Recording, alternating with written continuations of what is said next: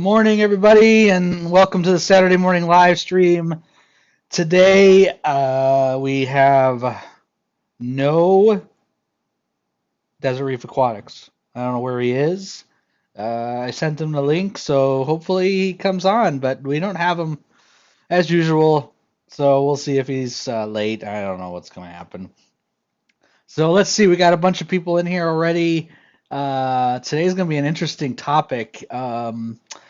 Interestingly enough, I get a lot of questions about networking, so I figured it'd be time to do a little networking 101. Also today, we're not going to be doing a giveaway for the first time, so I'm curious to see how many people we have leave within the next 5 minutes. There is no giveaway today, so it's just going to be purely chit chat. And yeah, we got. Hopefully, Aaron Desert Reef Aquatics will be here, but for now he's not here. He's pretty good with networking, so I wish he was here. But unfortunately, he's not here. So what can I do? So looks like we got a bunch of people in here. Cool. My smiling face is enough. Okay, Dave. I knew it was a bait and switch. The girlfriend is working on the child support paperwork. Anyway, so the reef automation stuff, all the automation. If we talk about any of the products, let's talk about the Hydros, Apex, GHL, Felix. All these pieces of equipment that have been coming out, all are reliant on networking. So we get to see a lot of people on these forums, on these support chats, that are complaining that their Apex isn't working, or that they're complaining their GHL isn't working, or and they're generally, I see it a lot where they're going to be blaming the company, or they're saying it's unreliable or something to that nature, and I would say a pretty decent percentage, not a high percentage, but a decent percentage of the time, it is networking related that causes these problems. So I thought it would be a good idea to start talking about some networking and what I believe. And again, most of what we're going to talk about is opinions. Some of it's going to be factual, but most of it's going to be my opinion based on experience, based on what I've been doing for years and years and years as a profession, and what I feel is the right way to do networking. Again, there's going to be, just like with all the reefing stuff we do, there's going to be many opinions on what's best and what's not best, and what you should do and what you shouldn't do. But what I'm going to tell you is most of it's going to be opinionated, so just be aware that these are my opinions.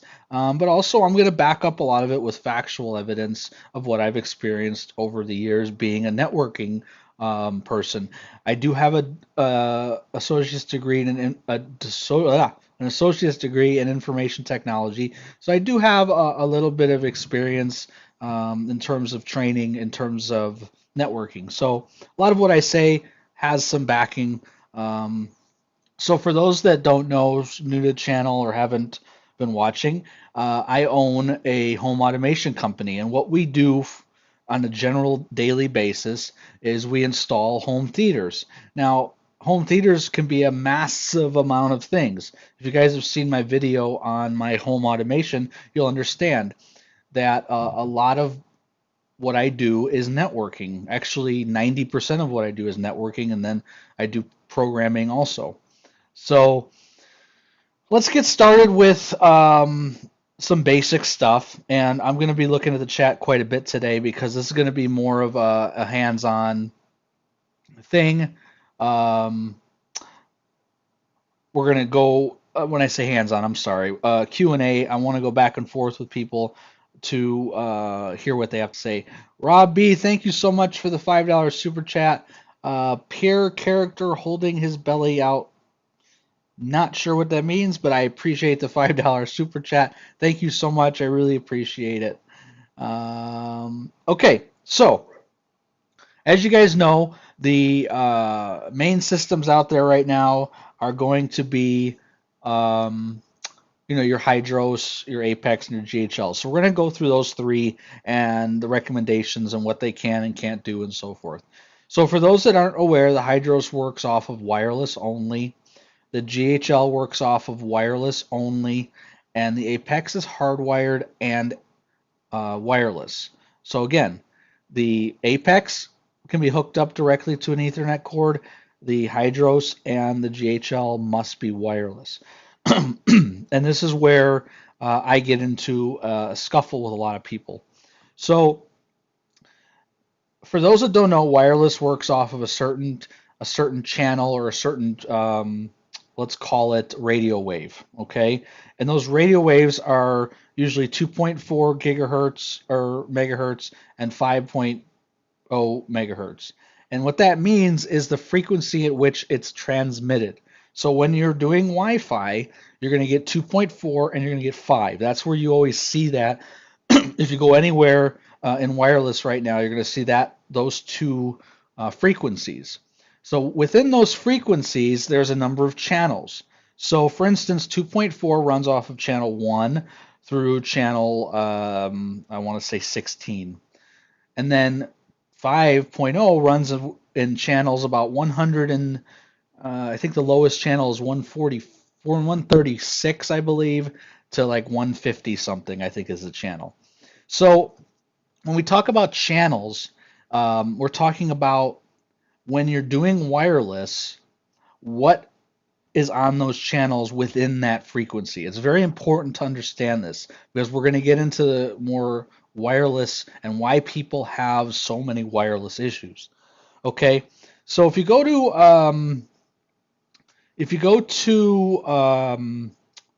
let's say 5 years ago, when everyone used to use landlines, not as popular anymore, but landlines used to run off of 2.4 gigahertz. Sorry, megahertz. I keep saying the wrong one. And the fact that that ran off of 2.4, along with wireless, you get a lot of interference within the bands. Now there is a couple freebies out there. I think Wi-Spy is one of them. Wi-Spy, if you put it on your computer, it will actually scan all of the frequencies, and it will check all of the channels to see if did I say gigahertz? I keep saying the wrong thing. I'm sorry. I'm going to say that a lot in this channel or this stream. Apologize. I get them mixed up all the time. So with that being said, you're going to have a number of those frequencies within that channel. And this Wi-Spy program, which is what I use when I'm having issues in customers' homes, it will actually scan all of the Wi-Fi channels within the frequency that I just told you and see if there's any interference. And this is very important, especially for people that are having these issues that I hear all of the time. Their Apex got disconnected. This happened here. This happened here. So again, one thing that you need to be aware of is if you have devices within your home that are within those frequencies, that are within those channels, you're going to have interference. Anytime you have interference, you have what's called packet loss. And what happens is the signal that's getting sent from the cloud, which is Apex, to your device will have difficulty sending information back and forth. This is why I always recommend hardwire devices, because hardwired devices have zero interference in terms of sending packets. You're generally not going to get packet loss from anything other than, unless you put a big magnet next to the wire, you're not going to get generally signal loss. So that's why hardwiring is such a popular method, and that's why everyone that I speak to and everything that I've done is always hardwired. Okay, so now let's talk about Wi-Fi and a couple different things about Wi-Fi. So now that you kind of understand how Wi-Fi works, you then have speed and distance and those type of things. So now let's talk about 2.4. So 2.4 runs off of a couple different Wi-Fi standards is what we call them. Back in the day, we had A and B and G. Now we have N and we have AC. Okay, so AC is the newest. I believe there actually is a newer band, and I don't remember what the name is, but it's a form of AC that's actually much faster. Now these bands, or I'm sorry, these protocols are speed limitations typically, how fast they can go. So, if you have G, for instance, I think the fastest speed that thing went was like 54 megahertz or megabytes a second. See, I'm already doing it. Thank you, Mence. What's up, man? Uh, so, G is the oldest, at least that I can recall, that I installed. Again, there was A and there was B, but G was really the kind of the standard. Then you have N. N would support, I want to say 450, if I'm not mistaken. And now you have AC, and AC I think tops out at, last time I checked was like, I could be wrong on this again. This isn't something I know off the top of my head. I want to say AC tops out at like 800, maybe 700. I'm not 100% sure. I'm sorry.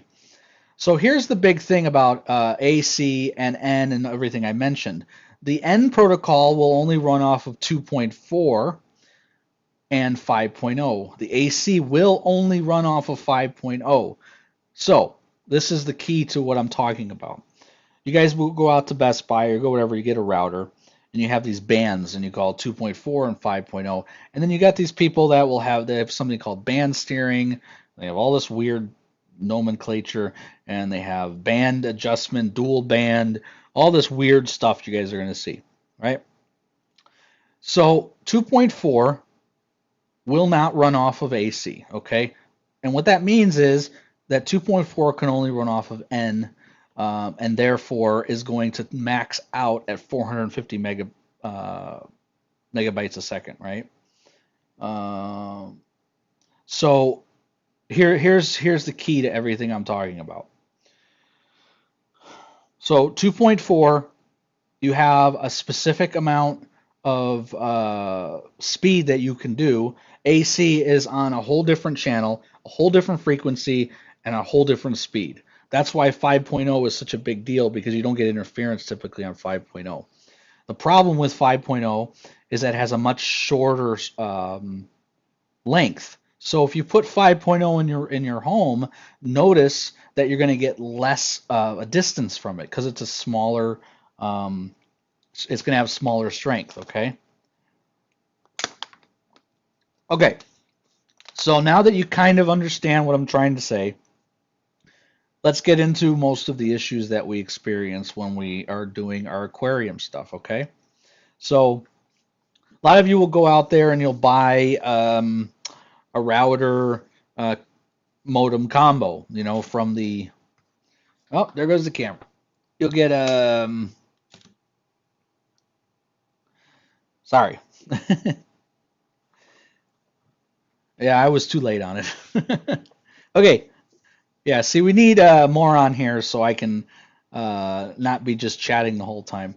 Again, if you guys have questions, just throw them in there, because I'll try to get to them as much as I can.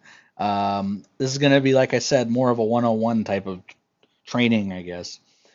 Well, yeah, Dave, I had it on earlier when I was doing testing to get the stream going. Anyway, so you guys will buy a modem router combo, right?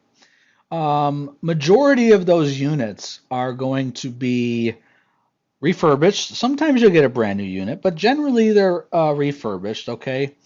Um, Generally they've been, they're not well built. The Wi-Fi antennas on them are not very well. If you notice, most of those don't have an actual physical antenna sticking up.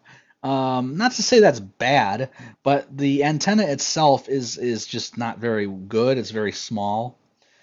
So that's why a lot of people either don't buy them, which I'm going to recommend, which we're going to go through in a bit, or they realize that when they buy them, they're going to need something else on top of it to make it better or make it work properly. So Generally, what I recommend is you're going to want to, let's put it this way, you're going to want to put a modem by itself, and then you're going to want to put a router after that, and then you're going to want to plug your router into a network switch, and then after your network switch, you're going to want to plug in access points to that network switch. That is the right way to do a network. That is going to give you the best performance, it's going to give you the least interference, and it's going to give you the most and fastest speed. And that's what we're discussing today: speed and packet loss. Let me see what we got going on here. Airport Apple Wi-Fi stuff is actually pretty good. Um, yeah, someone had a length limitation. John kind of mentioned it. Cat 5 is typically going to get packet loss or loss at about 300 and they say about 335 feet. That's generally where most recommendations stop. And that's where you get into the fiber conversation, and that's when you run fiber. For those that don't know, fiber can be run roughly 7 miles without any packet loss. Um, Philly, yeah, you had a great question. It will use the same network. It'll use the same SSID is what we call that. It will use all the same stuff because it's all plugged into the same network. Um, and someone had mentioned mesh networks. So we're going to talk about mesh networks in a little bit of detail, but we're going to go over why mesh networks suck, okay? And why a lot of people are getting sold mesh networks because they hear how great they are. They don't have to run wires to them. But we're going to go over why mesh networks suck. I've been told by CoralView directly that their Hydros doesn't work on mesh networks. I don't know why, but the reason I don't know why it doesn't work, but let's kind of discuss why mesh networks are not good. So what a mesh network is essentially a bridge. So what it's doing is it's taking your network and your internet. Notice that network and internet are two different things. Wi-Fi and internet are also two different things, okay? Um, Yes, Jeffrey, that's correct. Apex also has trouble with mesh networking. I don't exactly know why. Um, so here's how it works, okay? Morty lost all you people with this fancy talking.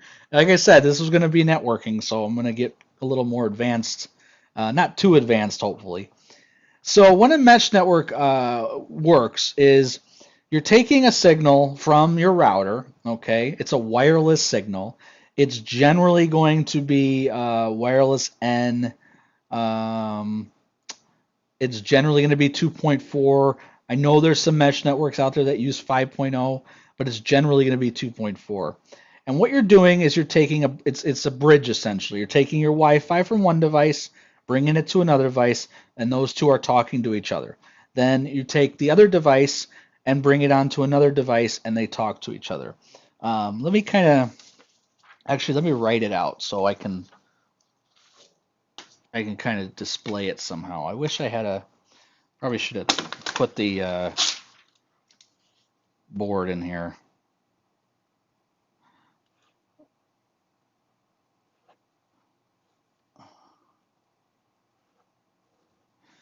Okay. So pretty simple. You got your router. It goes to a mesh and then goes to another mesh, and they all kind of talk to each other. Okay. So that's how a mesh network works. And the more you add, the more meshing you're getting. Okay. And the more of them that you add, the less bandwidth, okay, you're going to get. Now, what that means is as you add mesh networks, so if you just put a router and another mesh access point in, you're generally going to be okay. But as you add more and more and more of those, your speed is going to be decreased significantly. And the reason that is because every device has to talk to each other as if it was a computer in the system, okay? And that's why mesh networking, in my personal opinion, suck. And the reason I feel that way is because the more you add, the less speed you get in the system, okay? Um, so yeah, Rob kind of mentioned again, if you add maybe one or two, sometimes three, you're not going to see the issue, okay? But if you start to add more than that, you're going to start to see your speed will decrease significantly. Again, you guys have to just trust me on this. With the larger homes, you're going to notice it a lot more of an issue, okay? Yeah, Farm Martin, we're going to actually mention that next, okay? So I showed you a little bit, this is just a very basic system, right? Okay. Now, the system that I recommend, or the system that I'm talking about, works like this. So if you have a router, sorry, my handwriting is terrible, but you'll get the point. And then you have what we call these access points. I'm gonna say AP on here. Okay. So now this is how we will do a general. This is how you do a network and the proper way to do a network. Okay, so you have your router to your switch. Okay. Then on the switch, you have an access point.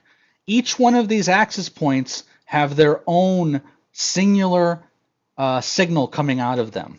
And what happens is your computer will connect to one of these. Whereas with the mesh network, it's connecting to all of them. And that's why it slows down. Okay, so this is why we do our networking with access points. And now we talk about, like I said, if you go out there and you buy a combo router unit, it's going to have an access point built in. It's not the greatest, but it will work. But when you want to add something to that, you need to add an access point to it. You can just buy an access point and plug it right into it, and that'll then extend your network, okay? But the access point is going to need to be hardwired. That's the key here, hardwiring the access point. So therefore, you're going to have zero packet loss because it's going from the switch to the network access point and therefore giving you the full signal from that access point. So let's see if we have any questions here. So with access point, how will that stream? I'm going to talk about that, and that's called roaming, and we're going to discuss that in a second.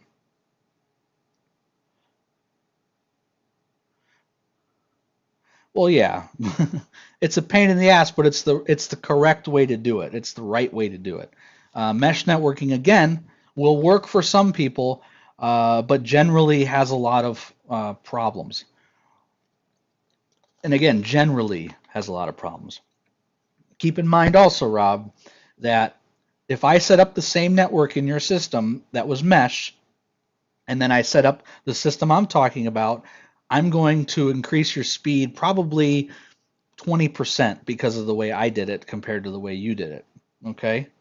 But again, it's not a bad or it's just the right way. It's just how we do networks to make them 100% stable and 100% fast and get the most speed that you're supposed to be getting. Okay. Um, so we're talking about the access points, and then we're going to get a little more advanced here, so I apologize. But now we're talking about MIMO and SIMO, or CMO and MIMO technologies. Okay. Now you're going to see access points. They're going to say CMO, MIMO, bands with 2 times 2, 4 times 4, 3 times 3. All you got to really worry about with that is your MIMO and CMO technology. So CMO technology is single and MIMO is multiple. Okay. Oh, Dave, it gets really complicated, and I'm going as basic as I can to make it as simple as I can. So now when you buy an access point, you're going to want to find out if it's a MIMO or a CMO. Now this doesn't matter that much, but in a larger home, this is going to matter a lot.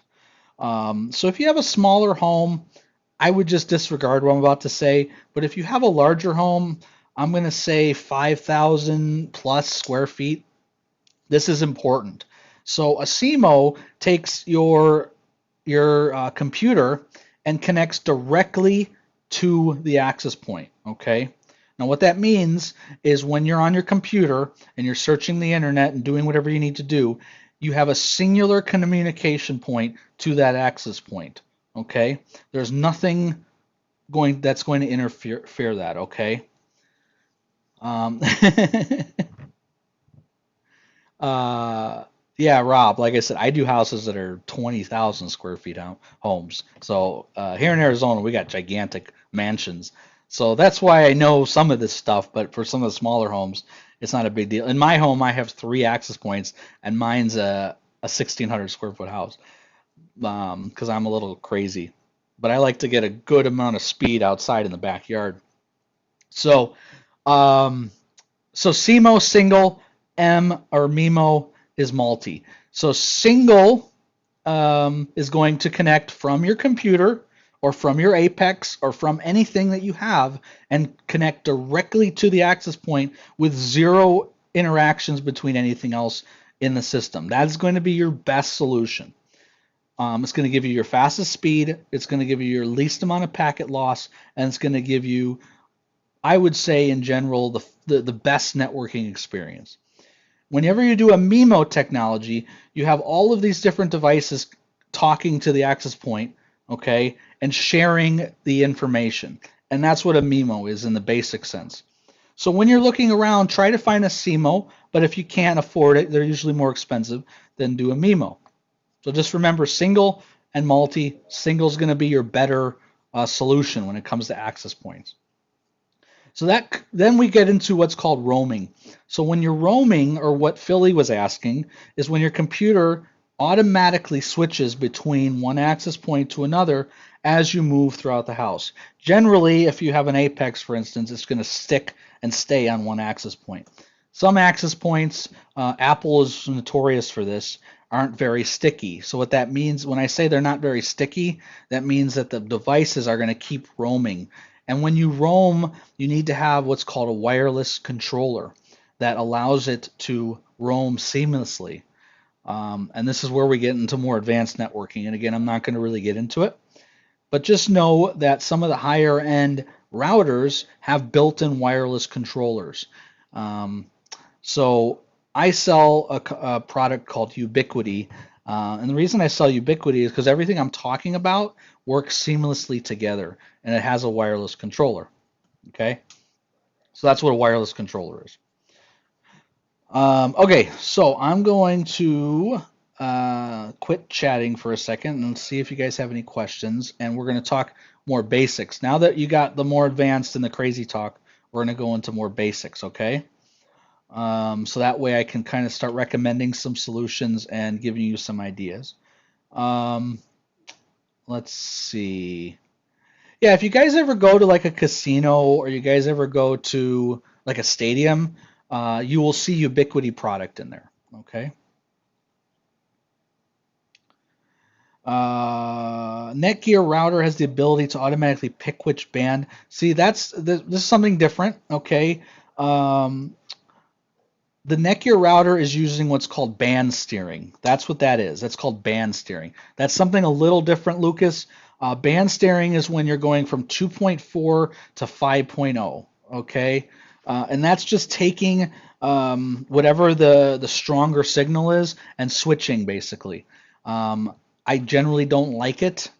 Um, one thing to Okay, be quiet. One thing to understand is when we talk about band steering or band connections, we're talking about 2.4 to 5. That was the first thing we talked about earlier in the stream.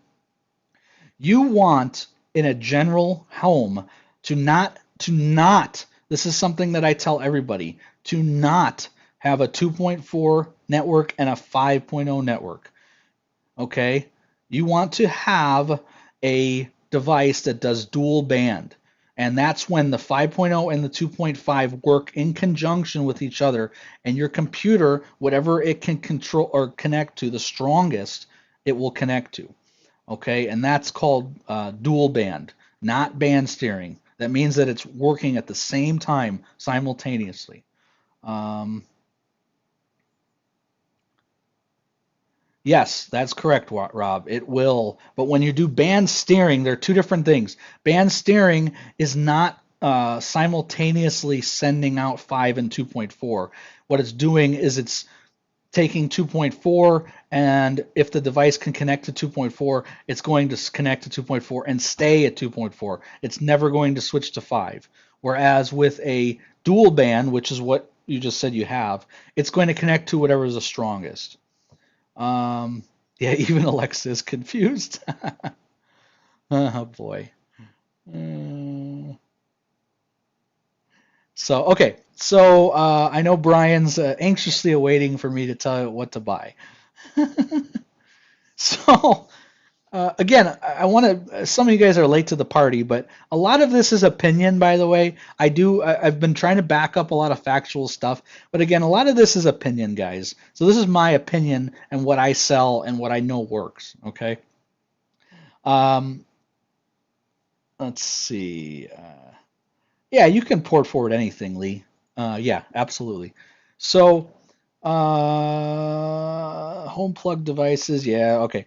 So another thing we want to talk about just really briefly is power line Ethernet connectors. Um, if you want to talk about the worst of the worst, those are the worst of the worst. Don't buy them. Don't ever put them in your home. Okay. And trust me, I'm going to get a lot of people that give me flack for this and say, oh, they work just fine. No, they work like shit. Don't put them in your home. Run a wire. If you can't run a wire, then talk to me and I'll discuss how to do a bridge network. Not a mesh network, a bridge network. Okay? Mesh networks are different. Mesh networks, like I showed you the diagram, where is it? If you see the mesh, this one piece is connecting, I can't do it backwards. It's connecting to this and it's connecting to this. That's a mesh network. Okay? I'm just going to show you what a bridge network is real quick.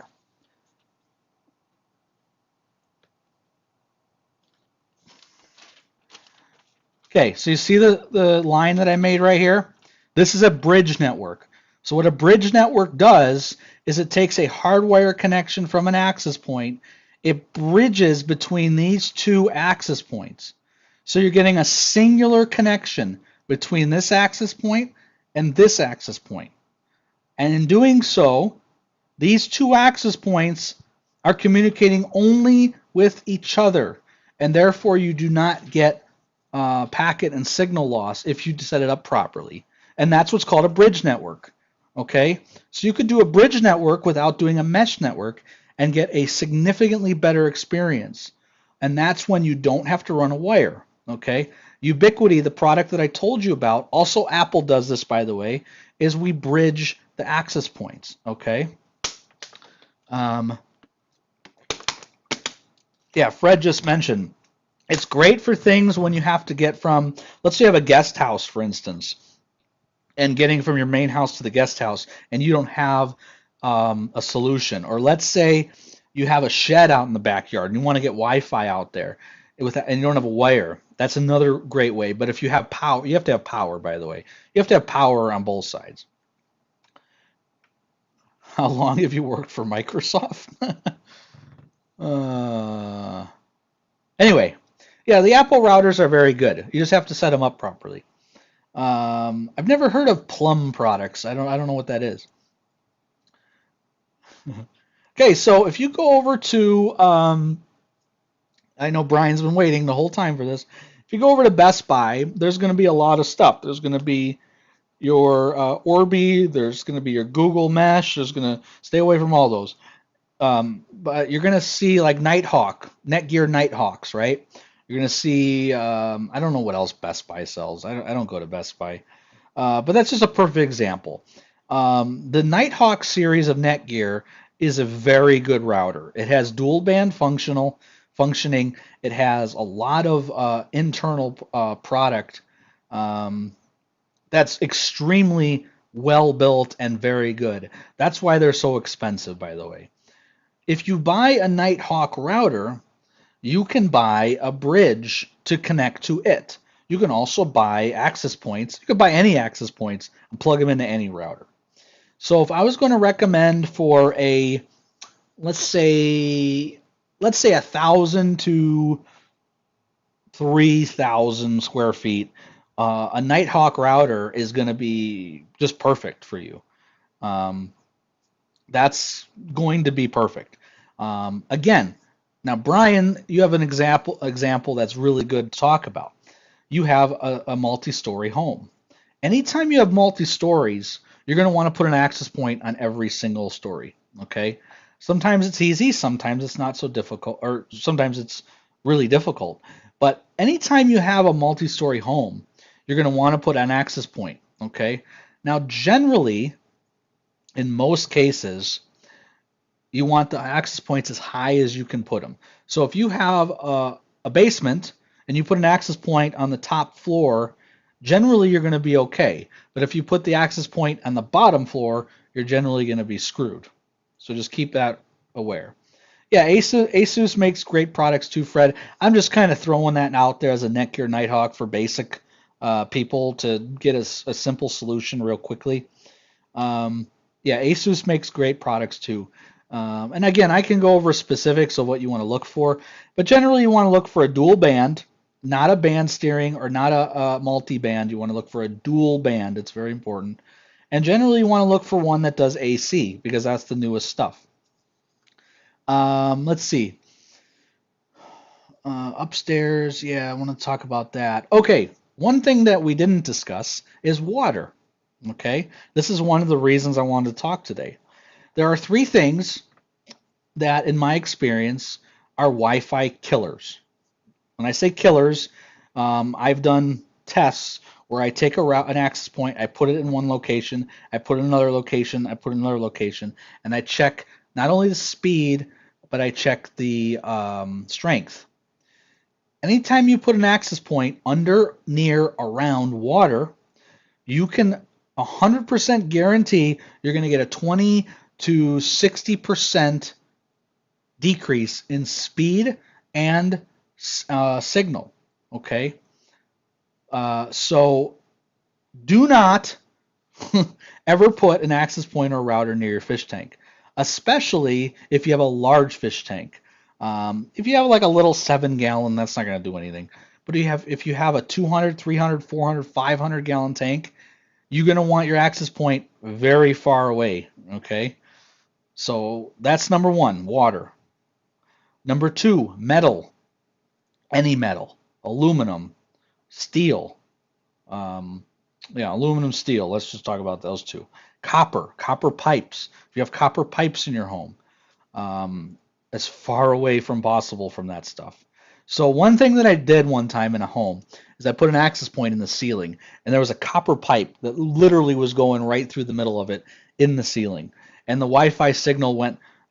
I turned it on. It was working just fine. It was probably like 10 minutes. It went down 30% in the same location.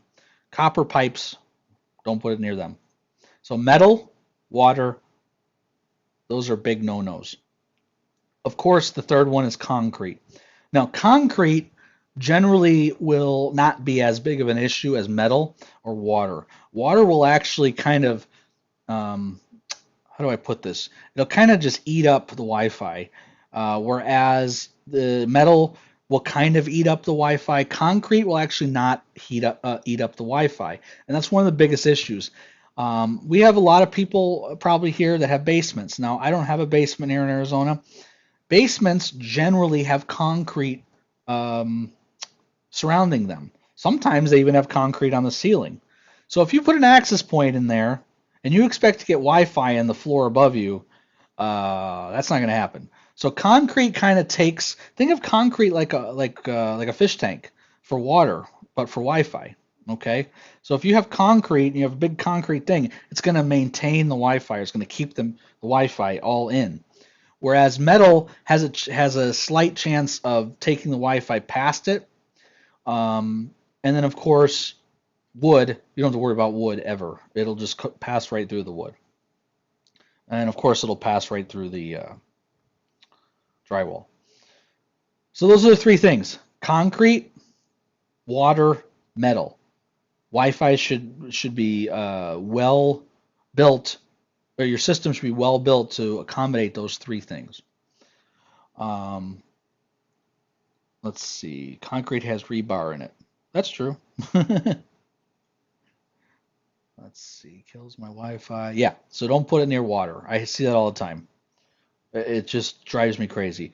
How many times I go on forums and I see some person that put their router like underneath their tank, or they put it right next to the side of their tank, or behind or above. And if you guys are on here and one of you have done that, remove it right away because it's going to cause all kinds of Wi-Fi issues. So again, we're talking, a lot about Wi-Fi, but again, hardwired is the right way to do everything because if you can hardwire, pretty much everything we've discussed, guys, is kind of null and void. That's why Wi-Fi is not the greatest. That's why when I had my CoralView conversation and most of my reviews on CoralView, Hydros, is it's all Wi-Fi. So it's basing everything we've discussed today on what if you have that packet loss or if you have something that doesn't send a signal properly and you have a tank of, $5,000 worth of coral, I can't rely on Wi-Fi to support that. Yes, if you locate in the basement, mount it on the ceiling. That's a good point, Rob. And again, if you have any type of concrete or metal above you, kind of try to get it as far away from that as possible. Yeah, the Eris, that's kind of what we were discussing. If you have a modem, just plug the modem into a high quality router or some type of router, and then plug in access points into that router. That's the right way to do the Wi-Fi, in my opinion. Uh, yeah, Jeff, you're kind of screwed, man. You know, as Rob said, put it on the ceiling. If you could put your access points in the ceiling, that's going to be your best solution there. Uh, that's right, Fred. That's a perfect analogy. Absolutely. So hopefully I didn't like just totally blow your guys' brains out. I was trying to be as simple as I can, but unfortunately wireless is not simple. Uh, it's one of those things that I deal with on a daily basis. Got to remember, I install remote controls that are wireless, that work off of wireless. So imagine getting a phone call, someone can't turn on their TV because of their wireless remote. So I mean that's a big deal too. Um, so yeah, I'm just not a fan of wireless. I'm sure you guys have kind of figured that out by now. And as a networking person, I just it's good to have wireless, like you need it, but it's not perfect by any means, and especially when you have so many important things in your fish tank that you don't want to kill because you're wireless. John, I'd have to get more specifics on it. We haven't talked about multiple networks. So when you said single network, we're talking still a single network. Everything we've talked about is one network. It's not multiple networks. When you have an SSID or an SSID, by the way, guys, is your network name when you're wireless, is your wireless network name. You can have 10 different network names, but they're all running off of the same network. Okay. By the way, if you install multiple access points, so if you do what I was talking about here, this access point you would name with the same SSID. This you would give it the same SSID. They'd all have the exact same network or SSID. Okay. You don't want them to have all different ones because then your computer is going to have to roam every single time. Another quick note is you want all of these to be on different channels. Okay. Some people will say you want these all to be on the same channel. My recommendation is always have these on different channels. So that way, if this gets interference, your computer will connect to this one. Okay. Yes, Far Martin, absolutely. Most equipment can support multiple SSIDs. Some can't, but generally most of the higher end can do multiple. Uh,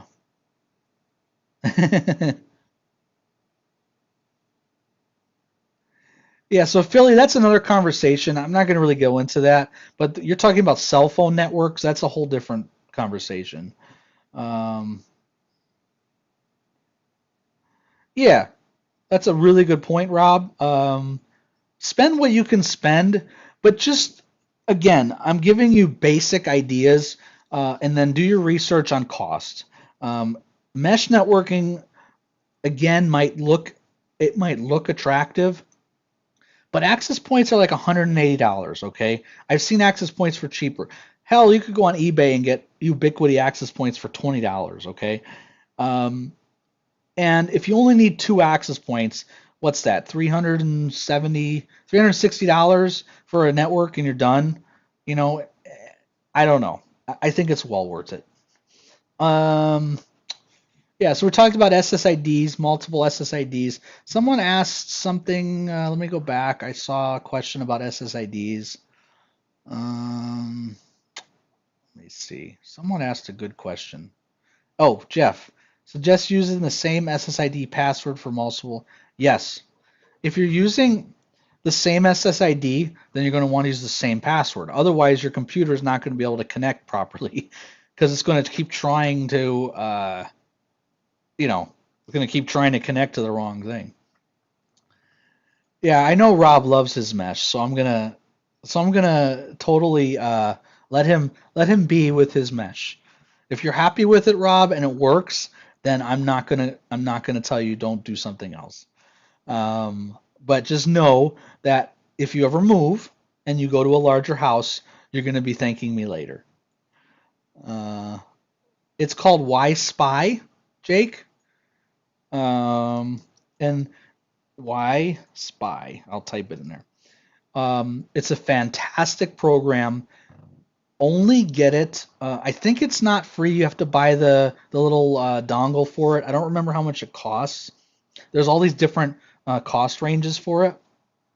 It's more for technical people that are installing networks, but really you want to use it if you're having interference or you're having problems.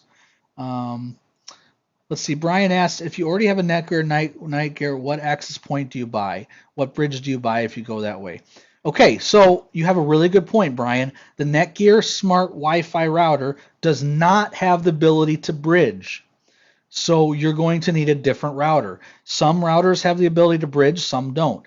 Now, what you can do, however, which I think would be not a great idea, but it's an idea, is you can buy a Ubiquity access point that has the ability to bridge and buy another Ubiquity access point and bridge the two together and then plug the Ubiquity into your Netgear router and disable the Wi-Fi ability of your router. So then the router just becomes a router and the Ubiquity access points are doing your Wi-Fi, if that makes sense. Okay. Also, by the way, if you guys buy a cable slash Wi-Fi router, you can disable the Wi-Fi and even the routing on that so that you can buy something extra or external that's better. So just so you know, there's that ability as well. Um, let's see. So I'll give you an example of this is kind of going back to what Rob was saying. I had a customer that went out and bought Ubiquity's mesh network. Ubiquity does sell a mesh network. I think it's called Amplify. It's garbage. But anyway, he went out and he bought it and installed it himself. Most of the time, these networks can be installed by just anybody. And started calling me, having these problems. He's calling me. He's like, I can't. My remote's not working. My remote's not working. My Apple TV's not working. I'm like, okay. I go out there. I check his network. Everything looks good. Everything's fine. I'm like, okay. I don't know what could be going on. Um, I was like, okay. So about a week later, he says everything's fine. It's nothing, no problems. Well, Dave, today's about networking. And then I left the house. I think about a week later, he came and said, "Oh, same problem." I go, "Okay." I go out there. I use my Wi-Fi scanner, and I find out that his neighbor has mesh light switches in the house, and those mesh light switches are conflicting with his Amplify network. somehow the mesh was kind of like getting meshed. And I was like, what the? And I told him about a new system. He didn't want to buy it. He continued to have these issues. So that's another reason why I don't like mesh networks. Is they're easily, by the way, easily interfered with other devices. How reliable is a Wi-Fi app scanner? Let me see if I can do this for you guys. Give me a moment. I don't know if this is that important for you guys to see, but let me see if I still. Yeah, I use a different program. It's called Insider. Insider is going to be a more expensive program. I think this was like $200. So if you give me a second, I will pull it up for you guys. Oh, it's asking me for a license key. Dang it. I thought I registered this. Oh well. Can't show you now. Insider, and that's INSSIDER. I just put it in here. Is another problem. Yeah, so if you want to just add a hardwired access point, Brian, you can add any access point. You could buy any access point. It doesn't matter. Those get set up separately. No, I wish that was a dive I went on. A Wi-Fi extender, Far Martin, is a bridge. It's essentially a bridge. Um, they work pretty well if you have them set up properly, but it's a bridge. So if you're taking a Wi-Fi extender and you're putting it on the proper equipment, they work relatively well. But that's what it is. It's just a bridge. It's just a bridge. Um, I'm not sure what DDWRT is. Unfortunately, I don't. I don't know what that is. I'm sorry. But no, Far Martin, a Wi-Fi extender is not a mesh network. Like here, I'll just write this one more time so I can kind of demonstrate the point here.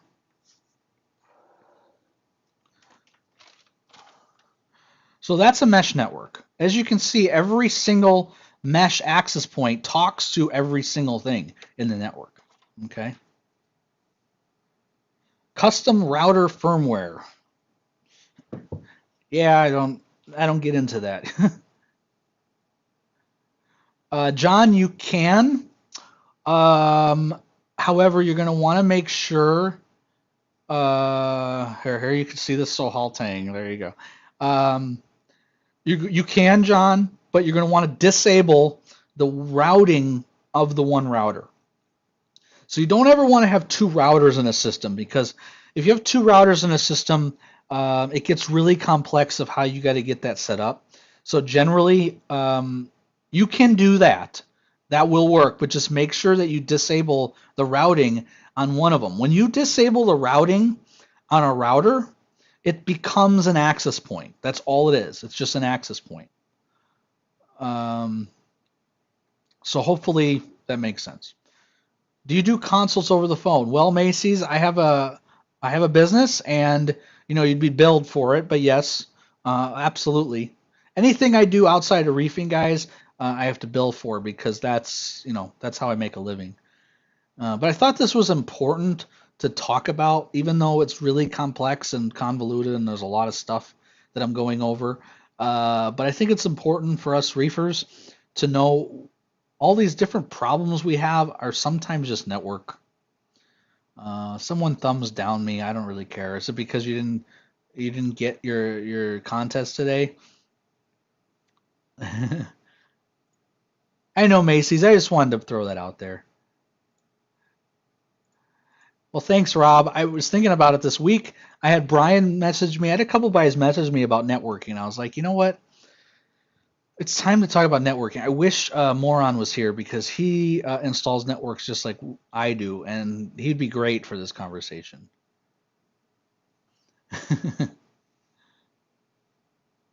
Hey, and Dave, I know this is a little crazy what we're talking about, but again, I'm here just to help you if you have any questions on it.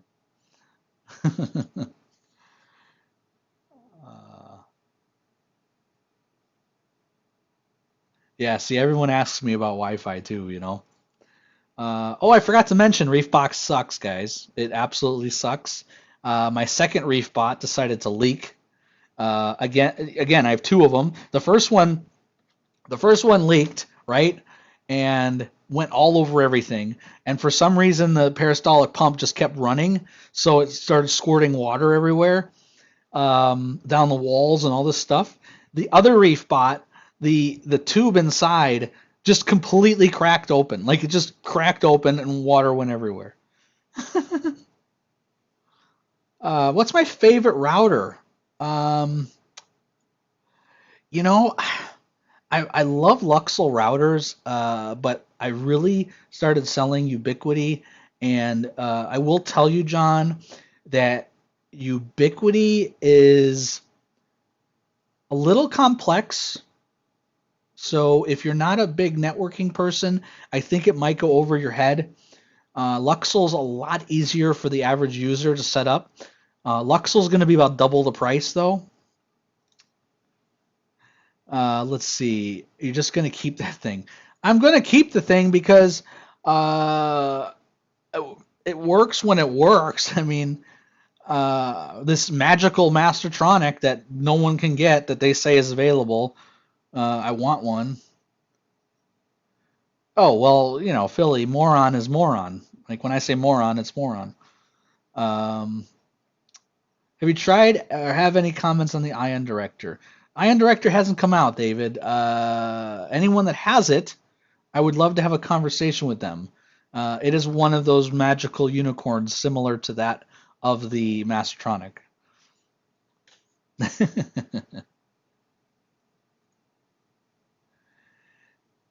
Terry, I don't use hue lighting, but I know a lot of people have had issues with hue lighting. Um, from my understanding, and again, I don't have any factual evidence on this, is the hue lighting uses a lot of bandwidth to work, which is uncommon for things like light bulbs and light switches. They're usually very low bandwidth. But what I'm being told and seeing is hue lighting uses a lot of bandwidth. So I think that's the problem, is if it's not properly set up and not close enough to your system, that you're going to have problems with it. Yeah, Fred, never buy a Reef bot, ever.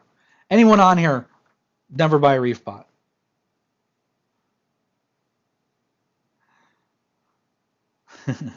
Oh, something we didn't mention. Uh, hey, Brian, thank you so much for the super chat, buddy. I really appreciate it. I really, really appreciate it. Uh, Macy's, you don't really have to do that. I know that's kind of a misnomer in the networking community. No, you don't have to do that. Correct. Hue does have its own gateway. I do know that there's some Hue lights that don't, so I'm this is something I'm not really into because again, I sell more robust and high-end automation. We call Hue lighting, we call all that stuff called DIY automation, and without being rude, it's underneath me. It's stuff that I don't sell or work with. Anything that's sold at Home Depot, I don't sell or work with. Fred, thank you so much for the super chat. Really appreciate it, buddy. Let's see. Oh, I forgot to mention what was I talking about? There's something important. Oh, speeds. That's right. Speeds. This is really important, guys. If anything you get out of today, this is the most important thing you guys get out of. Okay? And I want everyone out there to disagree with me if they don't agree with me. When you buy from your ISP, and the ISP is your cable or your internet provider, it could be DSL or whatever it is, they give you a speed. It's generally up to that speed. Now, if you have a business class internet like I do, I get a guaranteed speed. But most of the time, you guys are going to get up to that speed. So if you get 1 gigabit service or you get 500 megabyte service or 250, generally in a residential sense, you're going to get up to that. Okay? So these guys are jackasses because they're not telling you the truth. But here's the biggest key.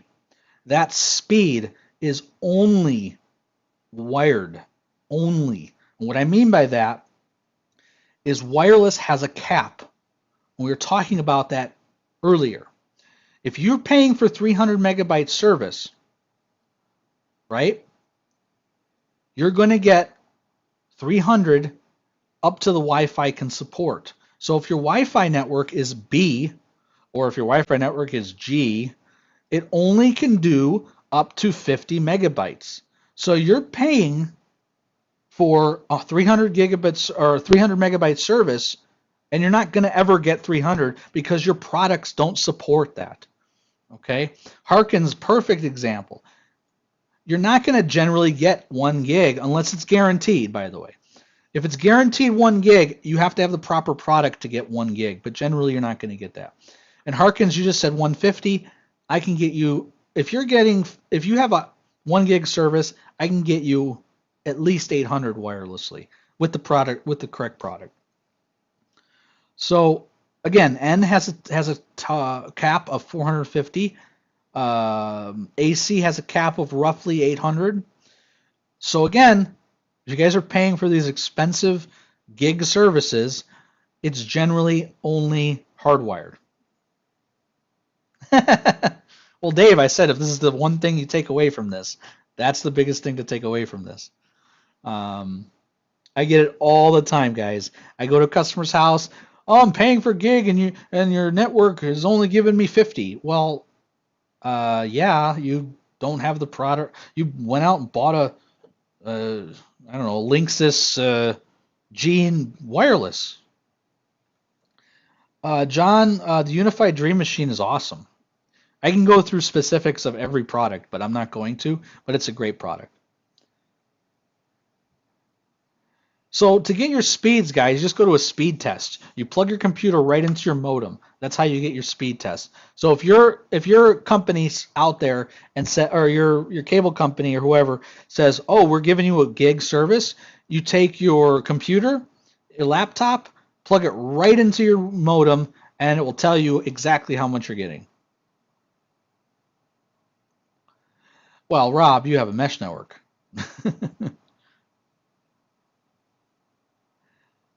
Yes, that's correct, Macy's Daddy.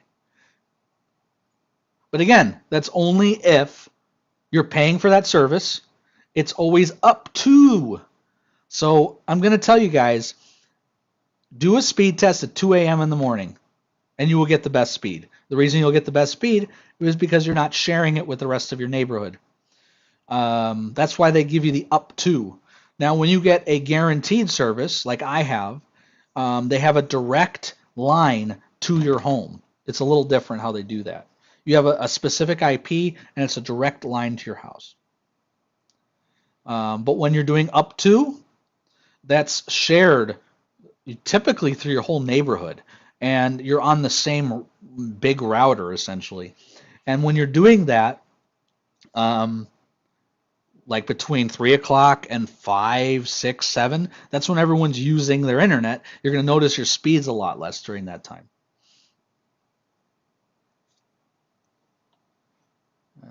Okay, let's see. I got another thumbs down. Man, someone's in a bad mood today. It's okay. I don't care. I noticed we don't have as many people in here today because there's no contest, so that's pretty normal. I'm assuming the guaranteed is more money. It's significantly more money, Dave. Yeah, I mean, I would say, Brian, yes. Anytime you put an AC router in, it's gonna be better. Well, I'll give you an example, Dave, just so because you're curious. So I have a 500 megabyte service. I don't have 1 gig because it's too expensive. The 1 gig residential service here in Arizona is $79 a month for 1 gig. Okay, residential service. I have 500 megabyte. I think it's 530 or 40 upload speed, and it costs me $380 a month for my business class. So again, for the guaranteed service that's for my business, It's $380 a month for half the speed. You're making me want to get a new router. I hope so, Lee. I want you guys to succeed with your reefing.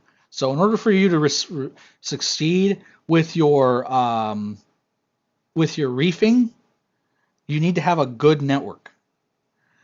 Business class is here in Arizona. We have Cox Communications, and you have business class, which is for businesses. You have to have a business, which I have. I have a home business, um, and you get a guaranteed speed. It's always every single day 500 megabytes. You also get a static IP, which is important for me, so that way I can access my equipment properly from outside my house if I have to. Um, and you get 4 hour service, 24 hours a day. So what that means, Macy's, is if I ever have an internet problem, if I call them, they fix it within 30 minutes generally, 24 hours a day. So again, you're paying a lot of money for that, but you do get a pretty good service. Yeah, they don't have fiber here, Harkins. If they did, I'm sure it would be a lot cheaper. Yeah, here in Arizona, Philly, cable is pretty unreliable. We have, it's interesting because we have power that's very reliable here in Arizona. Like my power's never went out since I've lived here in 20 years. But a lot of you guys in a lot of storm areas get a lot of power outages, but your internet is perfect. Oh, that's good. Yeah, so I have a static IP. There you go, up to 300, Philly. So you're probably getting like 40. All right, so we're at about an hour. They need to wrap fiber on those power lines. We're getting to about an hour and 15, so we're gonna close up shop here. But before we go, I want to answer any questions you guys have before we go. Hopefully you learned something today. I mean, this was I know a little bit crazy and over a lot of people's heads, but that was the whole point. I wanted to get into real specifics for people. Um, we didn't talk about VLANs or VPNs or any of this extra nonsense. Everything we talked about, guys, so you know, is one single network in a home. We didn't talk about guest networks. We didn't talk about any of this extra stuff. And all of that is just more networks. That's all it is. Of course, Charbuck, I'm glad you were here. Again, no contest today. Um, I wanted to see how many people we got with no contest, and I was sadly correct. Is most of my fans. I appreciate you all being here. I really really appreciate your time and effort watching today. The people that only came for the contest left a long time ago, which I knew was going to happen. So it's unfortunate, but that's the way it is.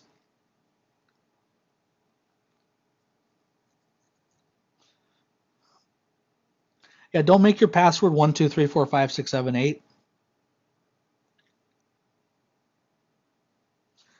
Yeah, Macy's. I definitely do this for a living, and I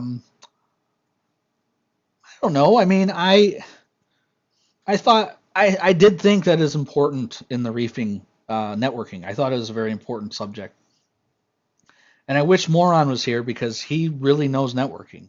He doesn't know anything about fish maintenance or taking care of fish, but he sure knows networking. Yeah, J Fusion. I know there's a lot of bad today. John, Apple Extremes are good product. I wouldn't replace it. I mean, seriously, they're really good product. Well, Brian, you brought up the exact point I brought up at the beginning of the stream, which was um, a lot of people complain about Apex, GHL, Hydra, all of them, and it's always not always. I'm sorry, majority of the time it's because that it's in a network and they don't know how to do networking. Yeah, Harkins, that should be fine. I know I've been told directly from them that if you have a mesh network, it doesn't work. So just be careful with that. Well, you just have to win an Apex.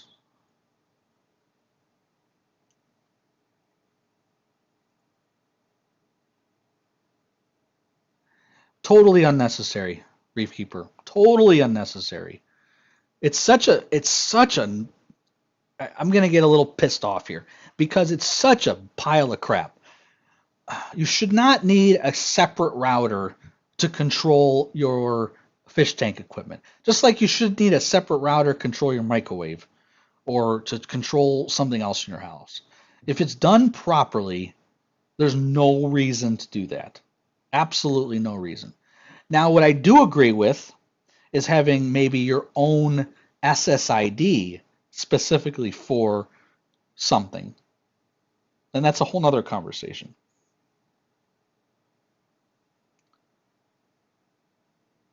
Dave, listen, there's people on here that say they never win and then they win. I think Lee's won a couple times. I think a couple of guys here have won a couple times. There's not much to it, Lee. I would have to get more involved with you personally to help you.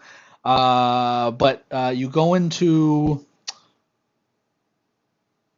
your controller. So you connect directly to your controller through its IP, or you can do, I think it's apex.local. You connect you connect and you go to setup, and then you go to Wi-Fi, and then you can change it if you need to. Yeah, see, everyone's won here, Dave. You just have to keep coming, man. People that continue to come to my streams tend to win, is what I've noticed. This is stream number 45, and out of 45 streams, Lee has won 3 times. Philly, I think, has won twice.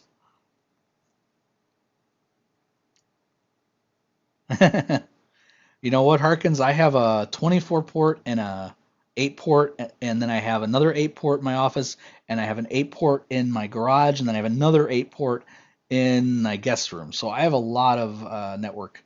Again, I hardwire everything. I have an attic, and I can run wires wherever I need to run them. Um, I do have wireless stuff, not a lot of wireless stuff. Obviously my phone and my iPad and things like that. Yeah, see, Jay Fusion's won twice too, man. Dave, you'll win one day, man. You just got to keep coming. I noticed you haven't been here in the last couple. I did a Trident video. I didn't do a Trident stream. I've had Terrence on twice. We gave away a Trident. I have a Trident, guys, that I'm giving away. Unfortunately, the person that needs to come onto the stream, I haven't been able to get a hold of. So, darn it. Frickin' camera again. I think I need a new camera.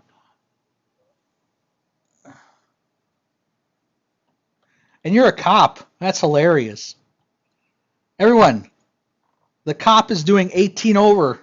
Just letting you know. Incorrect is my password. Yeah, but Cody, I went over this earlier. I don't know if you were here. There's 3 materials that hamper wire. Oh, you said wired connectivity. I'm sorry. Yes. I don't have a virtual cam. Wired connectivity will only be hampered if it's next to power lines or any type of magnetic or static electricity will cause wired connectivity to be hampered. It's because they're crap, CD Cruiser. I don't mean to sound harsh, but that's the reason. Another reason that they use 2.4 is because they don't need as much bandwidth or speed to function. So they don't really need 5.0 because 5.0 gives you the faster speed. 2.4 also has a much larger network span, so it's able to connect a lot easier. That's why. Correct. Terry just said distance. Exactly. I need to drive your beat.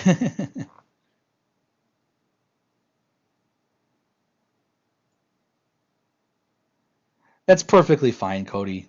Perfectly fine. Wired shouldn't be an issue there.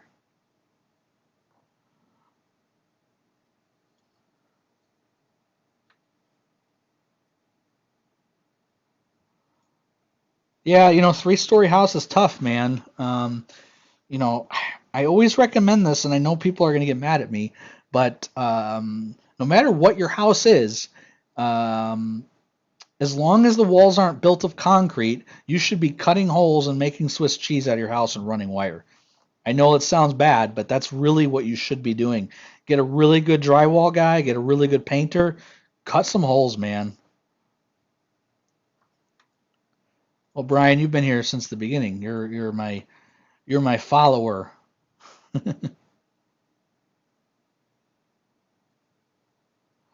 Anyway, okay, it's getting a little late. No contest today, guys. I wanted to just kind of see how this would work out with no contest, and unfortunately, I was correct. We only had, I think, 30 something people. Usually we have about 70. So I knew this was, and it's networking, so I can see people not wanting to come onto this. If I set up my guest network on the net heart for Hydros and Zone SSID, yeah, that would actually be a good option, Reef Keeper. I was saying a separate SSID is actually not a bad idea. Keep in mind that, real quick, a separate SSID doesn't guarantee less distortion or less interference because it's still running off of the same frequency. It's still running off of the same channel. Okay, so it's not going to provide any less interference. Does that make sense? Harkins, take a look at the UAP Pro, and I'm going to write that down. UAP Pro is a Ubiquiti access point. Generally, they run between $130 and $170. They require a controller. We're not going to go into Ubiquiti, but you will need a controller to set them up. A controller can be your computer. You can buy what's called a cloud key, which is a controller. There's a number of ways to do it, but yes, take a look at the UAP Pro. Okay.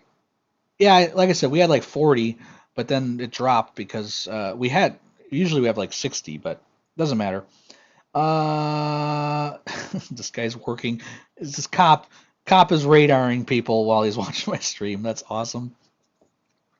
And it looks like some people tried to bother me during the stream, as usual. That's okay. All right, guys. Thank you for watching. Next week, as it stands, we have a special guest. I don't know if it's going to actually happen, unfortunately. We are having a special stream because it'll be my birthday. So, yeah, it's going to be fun. So, guys, thanks again for watching. Hopefully I didn't kill you with the information. I'm always available on Facebook if you message me during normal times. If you have any networking questions, if it gets into a more advanced consultation type thing, then unfortunately I'm going to have to bill you for your time. But I'm here if you have just a simple question. So, peace, guys. Have a great day.